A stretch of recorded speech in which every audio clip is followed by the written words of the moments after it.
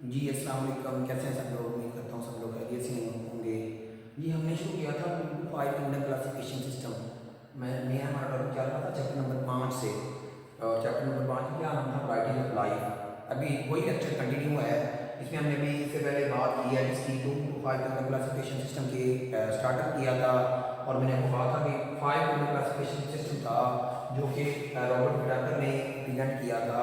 इसको हम इस पार्ट के अंदर क्या करेंगे, डिस्कस करेंगे। अब ये जो रॉबर्ट विटाकर था इसने क्या किया, इसने 1969 के अंदर 1969 के अंदर फाइव किंगडम का क्या किया, एक कॉन्सेप्ट दिया। और आज के दौर में भी जो किंगडम क्लासिफिकेशन सिस्टम है वो यही फाइव किंगडम क्लासिफिकेशन सिस्टम का ही कॉन्सेप्ट जाना जाता है। अब इस बंदे ने जो बेस बनाई थी अपनी क्लासिफिकेशन सिस्टम के लिए, तो इसने इसकी जो बेस थी वो क्या थी, 3 लेवल ऑफ ऑर्गेनाइजेशन। इसमें 3 लेवल ऑफ ऑर्गेनाइजेशन को देखा। पहला लेवल कौन सा था, इसने वो देखा सेलुलर लेवल। दूसरा कौन सा लेवल था, टिश्यू लेवल। और थर्ड कौन सा था, बेसिकली इसमें ऑर्गन लेवल। किसी भी जानदार की जब ये क्लासिफिकेशन करता किसी भी ग्रुप को ग्रुप में करने से पहले लेवल ऑफ ऑर्गेनाइजेशन में देखता उसका सेलुलर लेवल, उसका टिश्यू लेवल और उसके ऑर्गन लेवल को।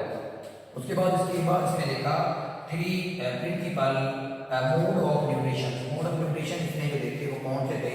सबसे पहला इसने देखा किस बेस पे, फोटो सेंसिंग की बेस पे, ठीक है। और दूसरा क्या था, एब्जॉर्प्शन की बेस पे, एब्जॉर्प्शन।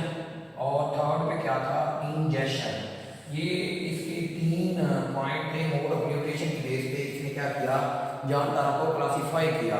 अब जानदारों की क्लासिफिकेशन जो इसने की, तो इसने 5 किंगडम बनाए। कौन कौन थे, kingdom Monera, protista, Plantae, fungi और एनिमिलिया। अब मोनेरा की अगर बात करें, किंगडम मोनेरा की जो अकॉर्डिंग टू विटाकर, इसके मुताबिक ये जो 5 किंगडम है, पहला कौन सा किंगडम है, किंगडम मोनेरा। मोनेरा जो है ये प्रोकैरियोट है, मतलब इनके अंदर न्यूक्लियस मौजूद नहीं होता, वाइट वेल नहीं होता, यूनिसेलुलर है, एक ही सेल पर मुश्किल है। इनकी जो सेल वॉल है वो बनी होती है पेप्टाइडोग्लाइकेन की, पेप्टाइडोग्लाइकेन। अब आपको पता है इसका दूसरा नाम इसको प्लूरल भी बोला जाता है। उसके बाद ये क्या है, मोस्ट हेटेरोट्रॉप्स हैं। इनमें ज़्यादातर क्या होते हैं, हेटेरोट्रॉप्स होते हैं, लेकिन कुछ एक क्या होते हैं, ऑटोट्रॉप्स होते हैं। इसकी एग्जांपल की बात करें, बैक्टीरिया और साइनोबैक्टीरिया इसकी एग्जांपल में आती हैं। तो बेसिकली ये जो साइनोबैक्टीरिया हैं वो जो ऑर्गेनिज्म है जो कुछ क्या करते हैं, फोटोसिंथेसिस करते हैं। तो सबसे पहले इसको किधर रखा गया था, किंगडम प्लांटिया के अंदर इसको रखा गया था। उसके बाद जो दूसरा किंगडम इसके काबिल था वो क्या था, प्रोटिस्टा। अगर प्रोटिस्टा की बात करें तो ये क्या होते हैं, यूनिसेलुलर, एक सेल पर मुश्किल होते हैं, यूकैरियोट होते हैं। इनके अंदर क्या होता है, वेल डेवलप्ड न्यूक्लियस मौजूद होता है। और ये बात बहुत इंपॉर्टेंट है खास तौर पे एमसीक्यू के हवाले से कि ये वो जानदार हैं जो डेवलप नहीं होते। इधर के ब्लास्टुला और एम्ब्रियो, बेसिकली ब्लास्टुला और एम्ब्रियो ये एम्ब्रियोलॉजी की टर्म्स है, डेवलपमेंटल बायोलॉजी में इसको हम डिस्कस करेंगे कि जब एम्ब्रियो बनता है ना उस वक्त ये स्टेज आती है। तो इसके एम्ब्रियो में ये या ब्लास्टुला की स्टेज पे इन दोनों से ये डेवलप नहीं होते। इसकी एग्जाम्पल की बात करें, ये मीना और एमिबा जो है वो किंगडम प्रोटिस्टा के अंदर क्या किए गए, शामिल किए गए। उसके बाद जो थर्ड किंगडम था क्या था, प्लांटी था। अब प्लांटी की अगर बात करें तो ये क्या है, मल्टी सेलुलर है, एक से ज़्यादा सेल पर मुश्किल होता है, यूकैरियोट होता है, मतलब इसके अंदर न्यूक्लियस है, ऑटोट्रॉप्स है, मतलब अपनी खुराक को तैयार करते हैं, नॉन मोटाइल है, मूव नहीं करते। आपने कभी देखा किसी प्लांट को मूव करते हुए, मतलब एक जगह पे दूसरी जगह पे चला जाए, तो ऐसा नहीं है। सेल वाला जो इनकी है वो बनी होती है किससे, सेलुलोज से। किससे बनी होती है, सेलुलोज से। और उसके बाद इसकी एग्जांपल में बात करें, angiosperm, gymnosperm, forms. Basically plant को 2 हिस्सों में क्लासिफाई किया जाता है, ब्रायोफाइट और ट्रैकियोफाइट में। तो बेसिकली ये किसमें आते हैं, ट्रैकियोफाइट्स में आते हैं। ब्रायोफाइट वो प्लांट होते हैं जिनके अंदर वेस्कुलर बंडल मौजूद नहीं होता, ठीक है, मोस्टिल वगैरह, फर्न वगैरह छोटे पौधे होते हैं, ठीक है। उसके बाद ट्रैकियोफाइट के अंदर एंजियोस्पर्म, जिम्नोस्पर्म और फर्न को रखा जाता है। उसके बाद है फंजाई। फंजाई की हम पहले भी बात कर चुके हैं। ये क्या होते हैं, ये यूकेरियोटिक होते हैं, मतलब एक इनके अंदर वाले तौर पे न्यूक्लियस होता है, मल्टी सेलुलर होते हैं, एक से ज़्यादा सेल पर मुश्किल होते हैं, रिड्यूसर है क्योंकि ये डिकम्पोजर होते हैं। तो ये मैस जो है ना, ऑर्गेनिज्म के मैस को कम करते हैं। इनकी जो सेल वाल है पहले भी बात हो चुकी है, किससे मिलकर बनी होती है, काइटन से मिलकर बनी होती है। किससे मिलकर बनी होती है, काइटन से मिलकर बनी होती है। इनका जो मोड ऑफ न्यूट्रिशन है ये क्या है, एब्जॉर्प्टिव मोड ऑफ न्यूट्रिशन है। और हेटेरोट्रॉप्स हैं, अपनी खुराक को तैयार नहीं करते।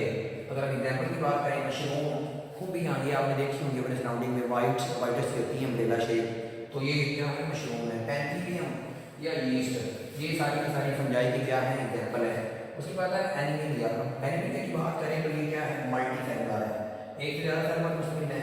और दूसरा क्या है ये यूकैरियोटिक है, मतलब इनके अंदर भी ज़्यादा तौर पर न्यूक्लियस होगा। उसके बाद क्या है हेटरोट्रोप्स। हेटरोट्रोप्स का मतलब क्या है अपनी खुराक को तैयार नहीं करते बल्कि दूसरे जानवरों पर अपना इंहिसार करते हैं। दूसरे जानवर कौन, या तो ऑटोट्रोप्स होंगे प्लांट होंगे या दूसरे डिकेइंग ऑर्गेनिज्म होंगे। और उसके बाद लैक ऑफ सेल वाल, इनके अंदर सेल वाल नहीं होती। सेल वाल आपको पता है या फंजाई के अंदर होती है, बात हमने की है, या प्लांट के अंदर मौजूद होती है, एनिमल के अंदर सेल वाल नहीं होती। तीसरा इनका जो मोड ऑफ न्यूट्रिशन है ये क्या करते हैं इंजेस्ट करते हैं किसी चीज़ को, फूड को, और डाइजेस्ट करते हैं कैविटी के अंदर। फूड को टेक करते हैं, जैसे हम खाना खाते हैं तो फूड हमारे स्टमक में चली जाती है या स्मॉल इंटेस्टाइन में जाकर उनकी डाइजेशन होती है। तो बॉडी के अंदर कुछ कैविटीज हैं उनके अंदर क्या हो रही है डाइजेशन हो रही है। तो इनकी यही खासियत थी। अगर हम इसकी एग्जाम्पल की बात करें, aves basically study of bird को बोलते हैं। रेप्टाइल, सांप, ये स्नेक वगैरह आपने देखे होंगे या लीजर वगैरह देखे होंगे तो वो रेप्टाइल के अंदर आते हैं। मैमल की अगर बात करें तो ये सारे के सारे किसके अंदर आते हैं किंगडम एनिमेलिया के अंदर आते हैं। और ये वो 5 किंगडम क्लासिफिकेशन सिस्टम था जिसको क्या किया गया था आज के दौर में जाना जाता है। दो साइंटिस्ट थे मार्गुलस और श्वार्टल, वो मैंने लिखा नहीं टॉपिक सुन लें वैसे कि मार्गुलस और श्वार्टल ने इस 5 किंगडम क्लासिफिकेशन सिस्टम के अंदर कुछ अडेप्टेशन की थी। अब उन्होंने अडेप्टेशन क्या की, उन्होंने अडेप्टेशन ये की कि सिस्टम यही था लेकिन उसके अंदर मॉडिफिकेशन उन्होंने की कि उसके जो लेवल ऑफ ऑर्गेनाइजेशन है यही थे। और ऑर्गेनाइजेशन के साथ साथ उन्होंने 3 चीज़ों को बेस बनाया। एक उन्होंने देखा कि सेल की और की जो साइटोलॉजी है उसके ऊपर बात की, और उसके बाद उन्होंने बात की उसकी जेनेटिक्स के ऊपर कि जानदारों को क्लासीफाई करना है तो उसकी जेनेटिक्स भी देखी जाए।